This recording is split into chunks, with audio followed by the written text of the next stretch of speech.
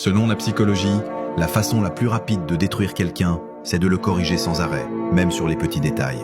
On croit souvent qu'on aide, mais ces conseils cachent souvent une critique constante. Et à force, cette habitude finit par éroder la confiance de la personne. Tu as peut-être déjà remarqué qu'un enfant autrefois brillant peut devenir silencieux, démotivé, voire anxieux.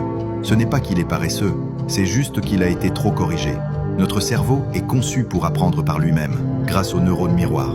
Mais quand on le corrige sans cesse, cette capacité naturelle disparaît. À force d'entendre « tu fais mal »,« tu devrais faire comme ça »,« ce n'est pas comme ça qu'on fait », on finit par se dire qu'on n'est jamais assez bien. Ces petites remarques s'accumulent, et un jour, ton cerveau lâche prise.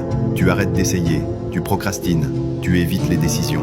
De l'extérieur, ça ressemble à de la paresse, mais en réalité, c'est de la fatigue du jugement. Ton esprit est épuisé d'être sans cesse corrigé. Et ce schéma ne s'arrête pas à l'enfance. Dans les relations aussi, la correction constante se déguise souvent en préoccupation. Petit à petit, tu cesses de te confier, tu caches ce que tu ressens, et tu commences à te sentir inutile. Si tu as grandi avec des parents trop exigeants, ou si aujourd'hui tu vis avec quelqu'un qui te corrige sans arrêt, retiens une chose. Derrière ce comportement, il y a souvent une peur profonde du désordre et de la perte de contrôle. Et pour t'en libérer, il faut apprendre à poser des limites claires. Parce qu'à partir du moment où tu redonnes de la valeur à ta propre voix, personne ne peut plus te détruire sous prétexte de t'aider.